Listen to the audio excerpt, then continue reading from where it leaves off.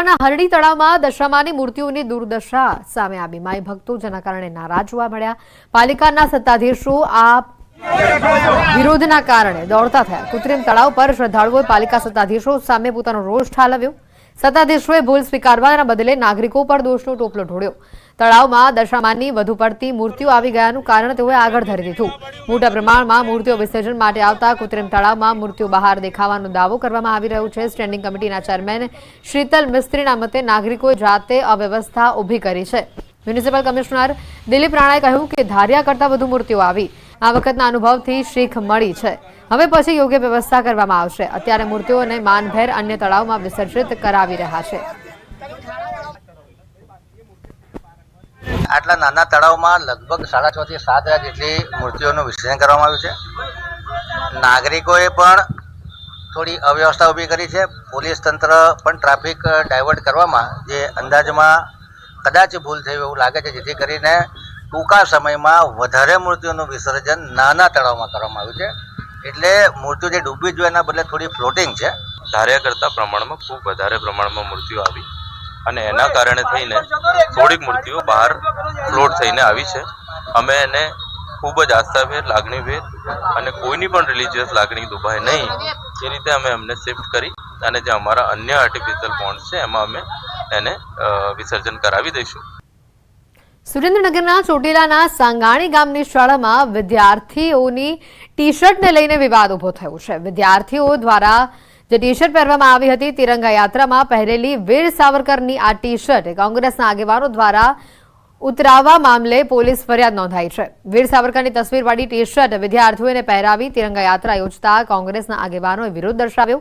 કોંગ્રેસના પૂર્વ ધારાસભ્ય રિત્વિક મકવાણા, લાલજી દેસાઈ, રાઘવ મેટાડિયા, ગોપાલ ટોળિયા આ સહિતના કુલ 8 વ્યક્તિઓ સામે ફરિયાદ દાખલ કરવામાં આવી છે। તિરંગા યાત્રા રોકી ફરજમાં રોકાવટ કર્યા અંગેની પણ ફરિયાદ નોંધાઈ છે। કોંગ્રેસ આગેવાનો વિરુદ્ધ ફરિયાદ નોંધાતા જિલ્લાના રાજકારણમાં ગરમાવો આવ્યો છે। ફરજમાં રૂકાવટ સહિતના તમામ કલમો અને અલગ અલગ જે પણ કમ્યુનિટીઝ હોય જેની અલગ અલગ માન્યતાઓ હોય એમની વચ્ચે વૈમનસ્ય ઊભું કરવા બાબતેની જે ફરિયાદ જે છે એ ચોટીલા પોલીસ સ્ટેશનમાં દાખલ કરવામાં આવી છે। ગુનામાં ટોટલ હાલ 5 આરોપી અને અન્ય એમની સાથેના જે પણ વ્યક્તિઓ હતા એમના વિરુદ્ધ ગુનો દાખલ થયો છે। જે મેં વિડીયો એક આજે જોયો છે એ બહુ દુઃખની બાબત છે। વીર સાવરકરને નિર્દોષ છોડવામાં આવ્યા હતા અને પાઠ્યપુસ્તકોમાં પણ એમનો અભ્યાસ કરાવવામાં આવે છે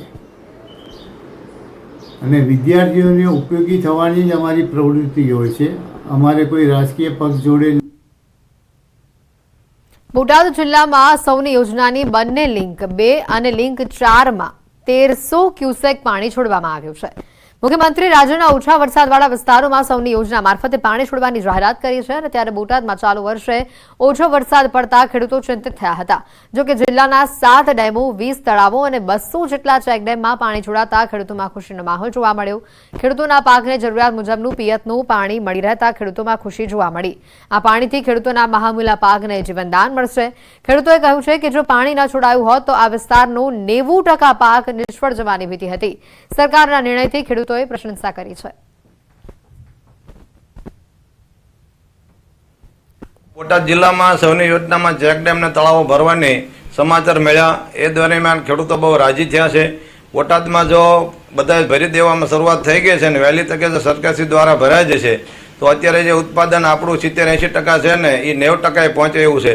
અત્યારે વરસાદ ઓછો થયો છે એટલે પાણી કેનાલ દ્વારા કે જે ચેકડેમ દ્વારા જે દ્વારા મળશે એનાથી પાક 100% સારો થશે, ખેડૂતોનું ઉત્પાદન વધશે અને ખેડૂતો રાજી થશે। એટલે યોજના સરકારે જે ઝડપથી પાણી આપવાની કરી છે એ ખૂબ આવકારદાયક છે અને ખૂબ જ પ્રશંસનીય છે। નર્મદા ડેમ 70-80% ભરાતા નર્મદા પાણીમાંથી 1300 ક્યુસેક પાણી આવે છે એટલે એમાંથી આપણે સૌની યોજના લિંક 2 અને લિંક 4 ચાલુ છે। એમાં બોટાદ જિલ્લાને પાણી આપવાનું ચાલુ છે। જિલ્લાના 9 ડેમ કુલ છે, એમાંથી 7 ડેમ જોઈન્ટ થયેલા છે સૌની દ્વારા, એના માપવામાં આવશે અને તળાવો 20 અને ચેકડેમો લગભગ 200 જેવા ચેકડેમો અને નદીઓ છે 3-4।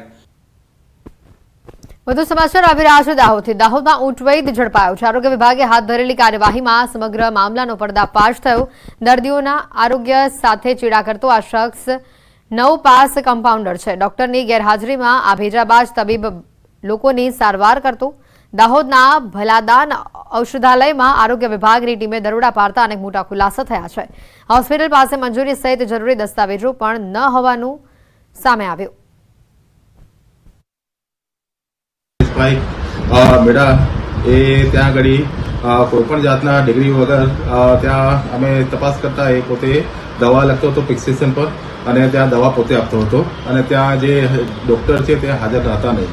તો અમે એના માટે એ જે રમેશભાઈ મેળા છે તેને આગળ આપણે પોલીસ કેસ કરેલ છે તથા એ જે એના દવાઓ છે તેને પણ આપણે લીધા અને દવાખાને પણ અમે સીલ મારેલ છે. અમદાવાદમાંથી સિમ કાર્ડના કાળા કારોબારનો પર્દાફાશ થયો છે. ગેરકાયદે સિમ કાર્ડ વેચવાનું કૌભાંડ સામે આવ્યું છે. પ્રી એક્ટિવ સિમ કાર્ડ ગેરકાયદે રીતે વેચવામાં આવતા 4 આરોપીઓની અમદાવાદ ક્રાઇમ બ્રાન્ચે ધરપકડ કરી છે.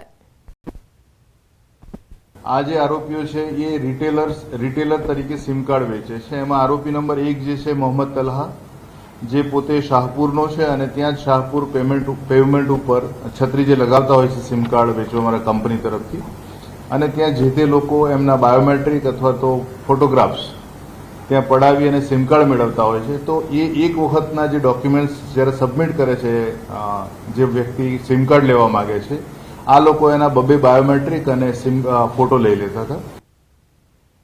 ન્યૂઝ 18 ગુજરાતી દ્વારા સ્વતંત્રતા દિવસની હર્ષોલ્લાસભેર ઉજવણી કરવામાં આવી. ન્યૂઝ 18 ગુજરાતીના ઓપરેશન હેડ વિજેન્દ્ર યાદવના હસ્તે ધ્વજવંદન કરવામાં આવ્યું. કોમર્સ ફાઈ કોમ્પ્લેક્સના તમામ કર્મચારીઓની હાજરીમાં રાષ્ટ્રધ્વજને સલામી આપવામાં આવી. છેલ્લા 10 વર્ષથી 15મી ઓગસ્ટે ધ્વજવંદન કાર્યક્રમની ઉજવણી કરવામાં આવે છે.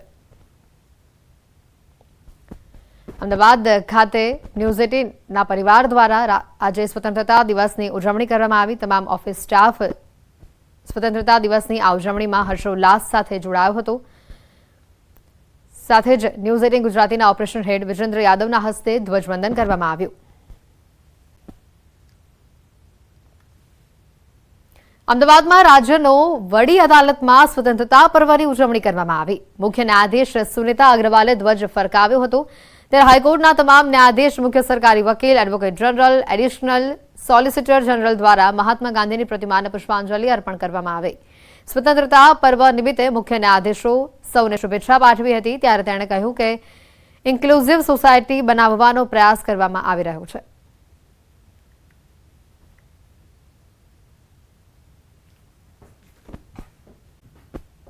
પર્વની દેશભરમાં ઉજવણી કરવામાં આવી રહી છે અને ત્યારે જામનગરમાં લાલવાડી વિસ્તારમાં 78માં સ્વતંત્રતા પર્વની ઉજવણી કરવામાં આવી હતી.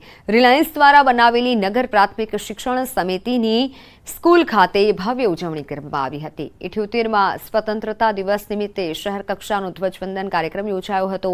ત્યારે મેયર વિનોદભાઈ ખીમસુરિયાએ ધ્વજવંદન કર્યું હતું અને આ પ્રસંગે ધારાસભ્ય દિવ્યેશ અકબરી, રીવાબા જાડેજા ઉપરાંત અગ્રણીઓ પણ ઉપસ્થિત રહ્યા હતા.